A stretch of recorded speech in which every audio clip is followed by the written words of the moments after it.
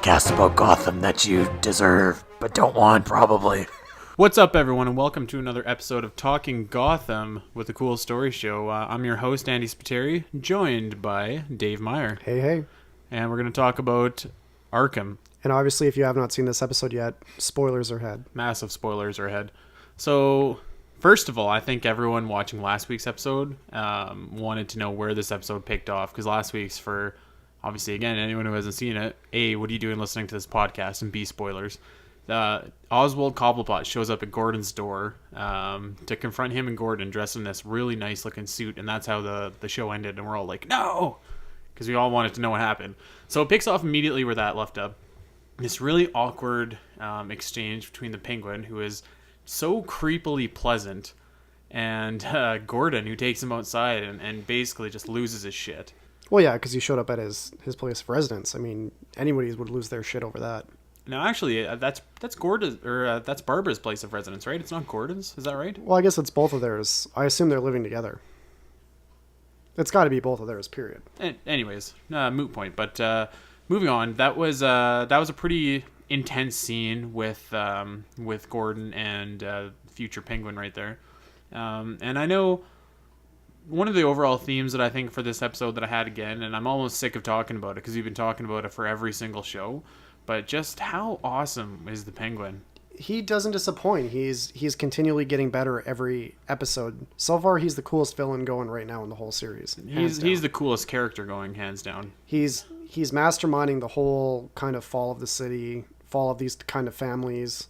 He sent those robbers to start the war, basically, even though it wasn't from Falcone. Then he played it off as if he kind of saved the day by saving the money. That was a really cool, really devious scene, because at the end of it, when he comes in with that creepy little gift or whatever, I thought that those were Falcone's men, and he was surprising them. And then you find out that he orchestrated the whole thing, and it really makes a lot of sense.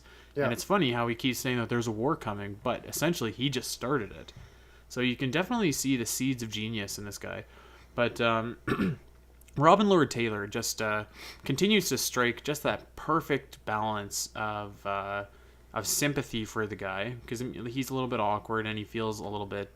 People tend to bully him, even though he's this psychopath, right? So you have the perfect balance of sympathy, but there's also a sense of danger whenever he's on, and it's just hard to take your eyes off of him whenever he's there. Why do you think he's helping Gordon? I don't know, honestly. Maybe, I mean, it must be part of some kind of plot. I mean, you take down Falcone, you take down Maroni, who's left but the Penguin, right? Yeah. So maybe it could be that, maybe not, but... So are we going to call it and say that maybe by the end of the season, Penguin's going to be the top boss I don't know if I want to go there quite yet, because... and obviously the show isn't sticking exactly to the comic canon, but I mean, let's look into the comics a little bit further ahead. Carmine Falcone's still in power in year one, and Sal Maroni is also not quite in power, but he's still around in year two, which is a long Halloween, when he, of course, throws acid in Harvey Dent's face. So...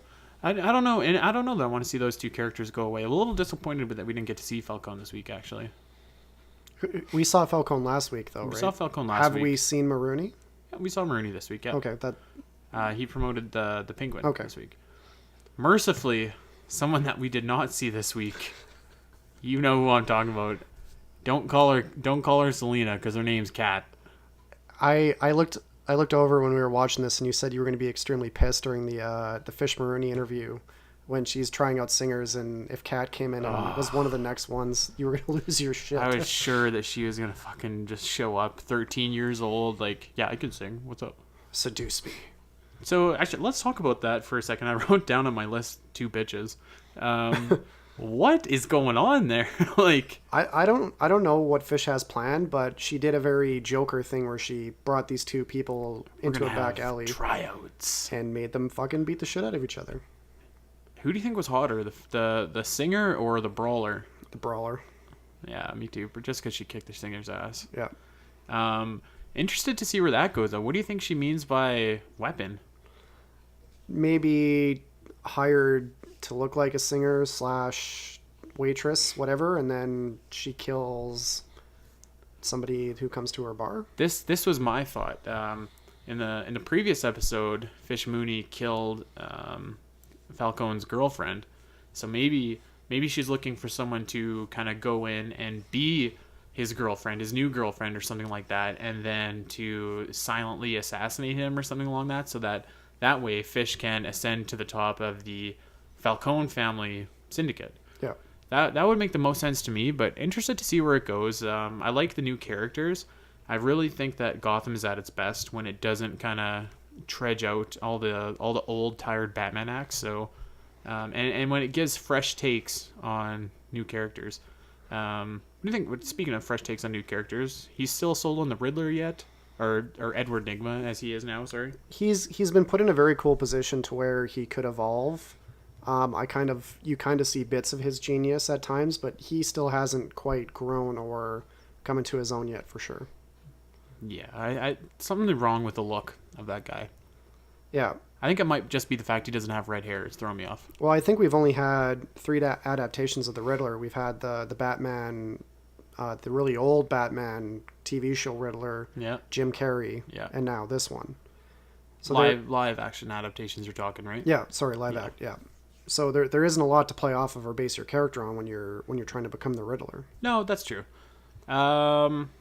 Let's talk about speaking of fresh new characters. Let's talk about the bad guy in this episode. Can't remember his name. What was it? He must not have been that memorable. You know, I watching this episode and seeing this guy kill these people, it reminded me of No Country for Old Men.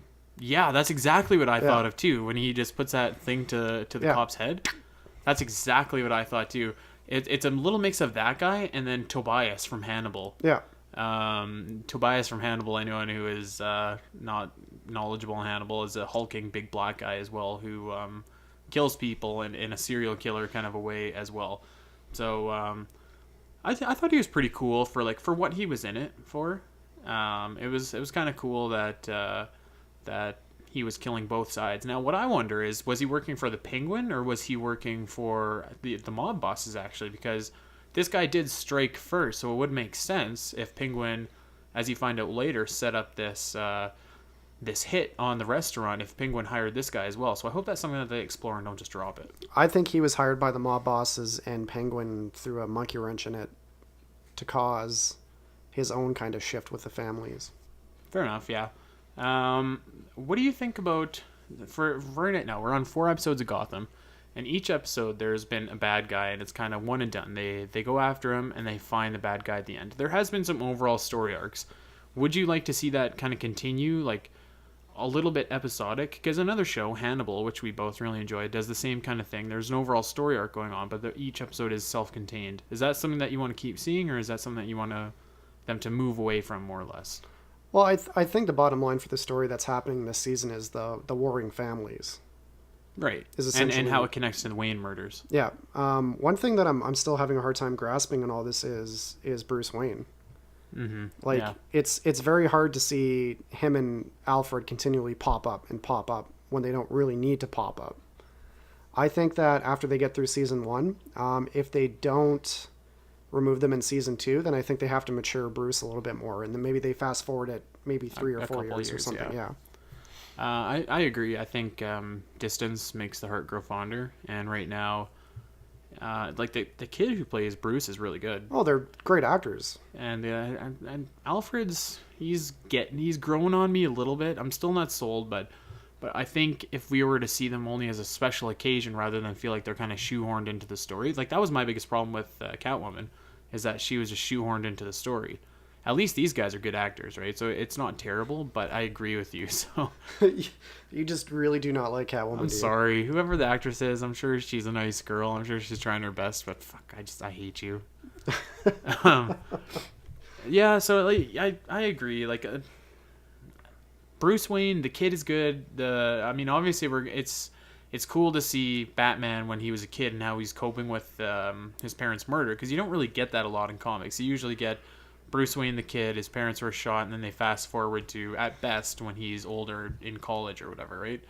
So it's cool to see, but at the same time, I agree. It's just Let's have him pop up a couple times during the season so that it feels special when you go to Wayne Manor. You're like, wow, this is Wayne Manor before everything happened, right? Yeah, we keep going back to this kid who's obsessing over Yeah. Arkham this time and his parents' death last time. And Do you ever? Sorry to switch topics here. Do you ever notice how much of a cathedral the police station looks like? it's true. It just kind of struck me when I was watching it today. I was like, this thing looks like a dark, twisted church rather than like a place of business. Speaking of dark and twisted, how much did they nail Arkham Asylum? Yeah, that's the next point.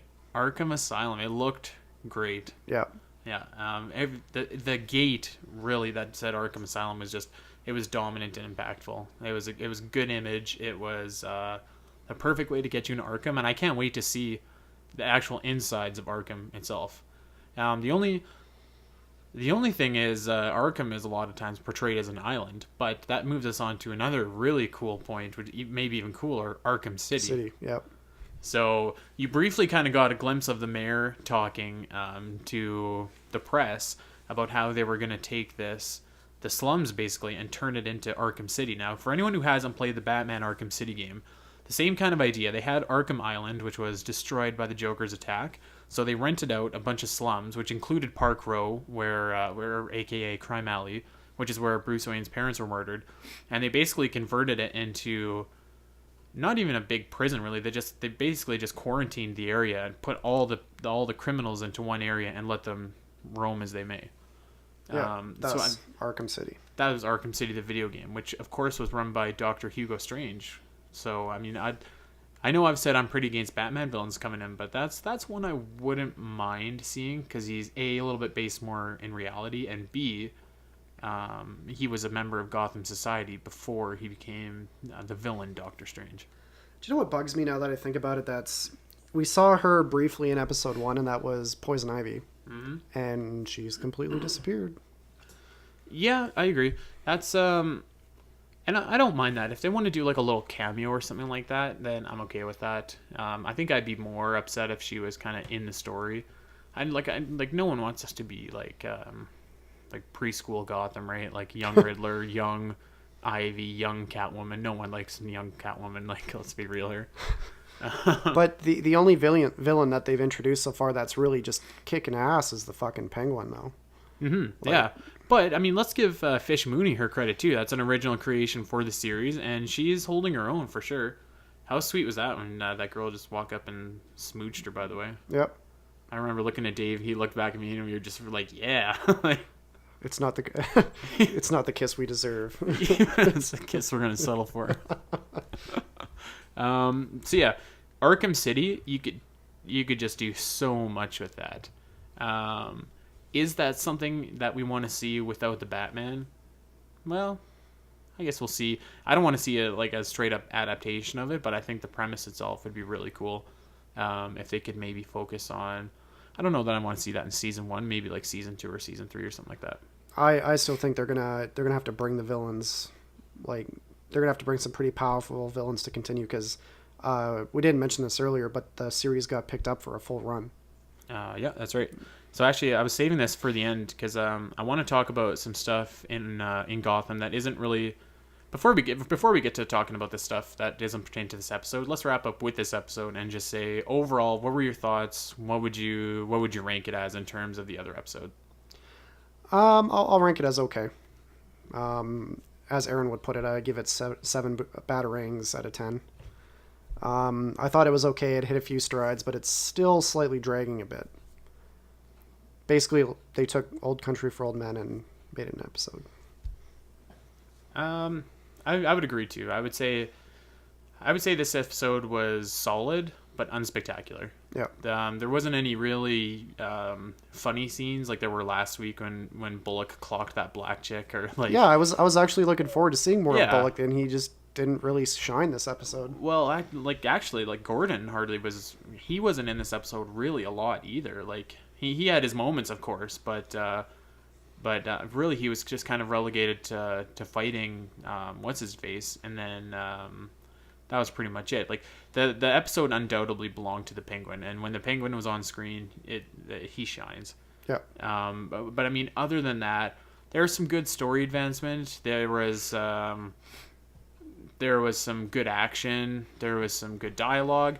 I think it would be an episode that if you were to watch this series on Netflix or something like that, and you were watching it in the middle of like 4 or 5 episodes, would be a lot better than it is. But when you have to wait a week for another episode, it's like, Exactly. yeah. So solid episode, unspectacular. I'd probably say that I liked last week's a little bit better, but again, not a bad episode. Okay, let's move on to some stuff that is outside of this current episode and talk about some Gotham-related news in general. New York Comic Con was this weekend. Now, obviously, DC had panels for Constantine, for The Flash, for Arrow, for Lego Batman 3, and obviously for Gotham. So one of the big things that they were talking about with Gotham, the creators were again saying something along the lines of, we're going to bring in some Batman villains and we're going to show you them before they became Batman villains. Specifically, the names Harley Quinn were mentioned, and the names Tommy Elliott, aka Hush, were mentioned. Ooh. What do you think about that? Really excited for Tommy Elliott. That would be really cool. And doesn't that mean that they were best friends back in the day, right? So he'd be around Bruce's age now? He would be around Bruce's age, yes. Which I guess is kind of my problem with that, is we just finished talking about how we don't want to see more of Bruce, but the only way that you're going to get Tommy Elliott is to see more of Bruce. I think deep down, as much as we talk about him going away, I don't think you can get rid of it from the show. I mean, you've got the actors cast, you've got their tie-in with the whole Batman legacy. Like, you can't just push Bruce Wayne and that out of the picture. No, I don't think that he should be pushed out of the picture, but less is more for Bruce right now, I think. You could just do the generic case of Tommy Elliott and his parents dying in the car accident. And for those of you that don't know, Tommy Elliott, as a young kid, actually fucked with the brakes on his parents' car or something like that, and caused this accident because he wanted them to die, essentially, and held a lifelong grudge against Bruce Wayne for his father actually saving his father, Tommy Elliott's father, when said crash happened. So it would be interesting. I'm not sure that I'm like dying for Tommy Elliott, for another kid on screen. So, well, the other kid you might see too is Harley Quinn, because she's generally depicted as being younger. Younger, yeah. Younger than Batman, actually, even. So again, that one doesn't make sense to me either, because like, what are we gonna see? Like, a girl younger than Bruce, that, she's best buds with Cat. Fuck. I bet you she is. She's also 5 years older than Bruce for some strange reason, just like Cat. Man. So yeah, and again, having Harley Quinn on there is one step closer to getting the Joker on there, which I am very adamant that they should not do. They're going to do it. They probably will do it, but they shouldn't. Maybe it'll be the best TV Joker and blow your mind. You know what? Just the fact that the Joker is pointless to me without Batman. They're a complete yin and yang, and one without the other is just, what's the point? You can have Lex Luthor without Superman. You can have Otto Octavius and Norman Osborn without Spider-Man. To have the Joker without Batman, it seems very, I don't know, it just doesn't seem right, because I mean, all those other guys that I just mentioned, they have goals and they have plans and they have things that they're striving towards. The Joker just basically lives for chaos, and once he finds Batman, his life becomes complete, because he's found that perfect foil for him, and he knows that he'll never find another one quite like Batman. True.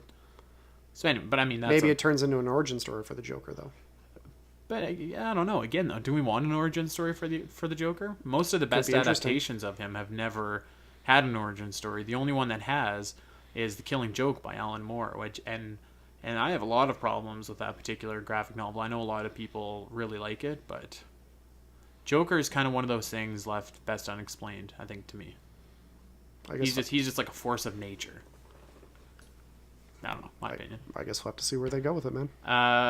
So anyways, back on topic about Gotham.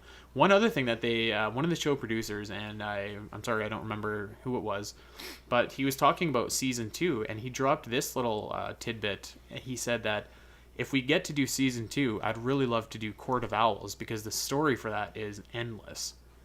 Now, that would be something I'd be really interested in seeing, because that's one of those things that you don't need Bruce Wayne for, or you don't need Batman for. The Court of Owls, for anyone uninitiated to them, is a secret society, essentially. Kind of like the Illuminati that's been secretly controlling Gotham since the 1800s, when Gotham City was first introduced, back when, like, Alan Wayne, and actually some of the Cobblepots were founding members of Gotham as well. Some of the Canes, who is Bruce's mother.